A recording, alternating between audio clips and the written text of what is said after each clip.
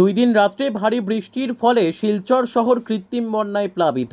সোমবার রাতে ভারী বৃষ্টিপাতের ফলে মঙ্গলবার শিলচর শহরের ব্যস্ততম রোড হচ্ছে national highway point, Sonai road point, medical road, link road, Chittaranjan avenue সহ শিলচর শহরের বিভিন্ন এলাকা কৃত্রিম বন্যায় প্লাবিত।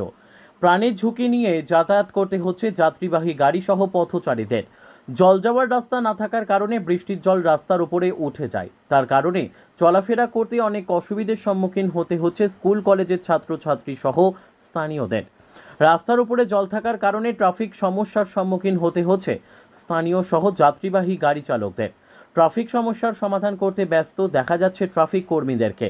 বক্তব্য রাখতে গিয়ে স্থানীয় বাসিন্দা সাধন পুরকায়স্থ জানান, লঙ্গাই খাল নালার জল যাওয়ার রাস্তা না থাকার কারণে দুর্ভোগ পোহাতে হয় তাদের।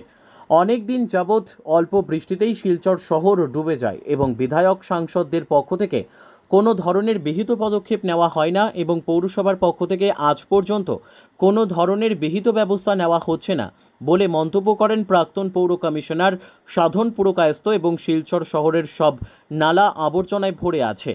জল যাওয়ার রাস্তা না পেয়ে জল সব রাস্তায় উঠে যায়। তার কারণে স্থানীয় জনগণ ও পথচারীদের অসুবিধার সম্মুখীন হতে হয়।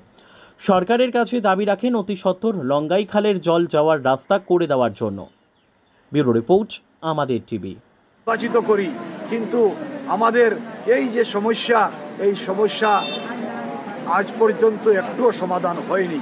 সুতরাং এবং এই ক্ষেত্রে আমি জনসাধারণকে আরও বলবো বেশি করে সক্রিয় হতে।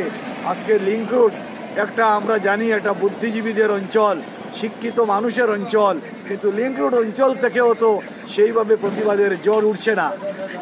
বিভিন্ন সময় আপনারা মিডিয়ার পক্ষ থেকে আমাদের কাছে আসেন, আমার কাছে আসেন, আমি আমার কথাগুলো আপনাদের কাছে বলি।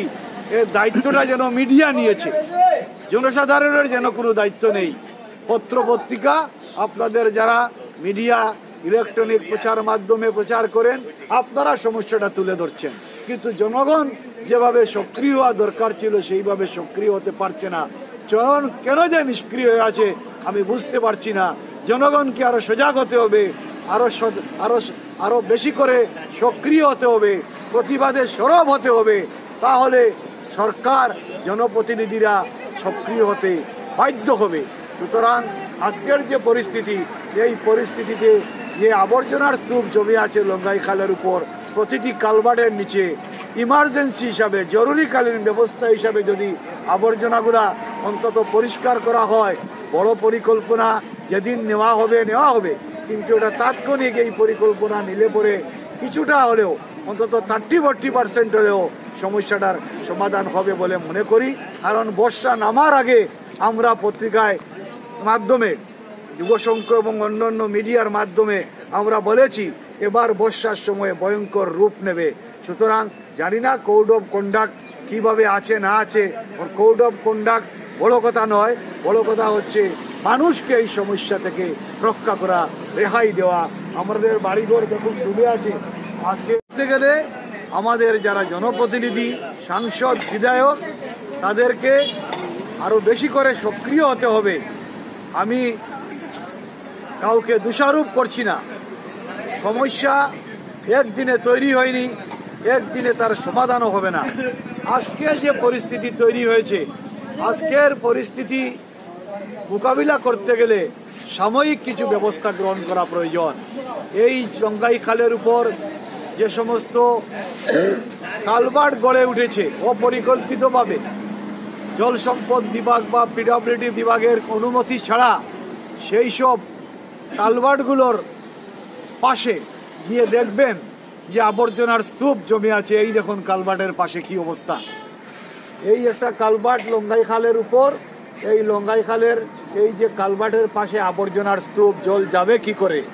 আজকে বিভিন্ন নিউ শিলচরের বিভিন্ন অলিগলি জলে ডুবে থাকে।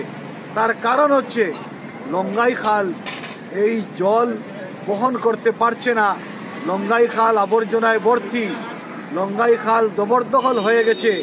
সুতরাং আমরা সরকারের কাছে, জনপ্রতিনিধির কাছে আবেদন রাখবো যে জনপ্রতিনিধিরা আরো বেশি করে আপনারা সক্রিয় হতে হবে। আপনারা এখানকার মানুষের সঙ্গে বসুন, আপনারা নিউ শিলচর এলাকার মানুষকে নিয়ে একদিন নাগরিক সভা করুন।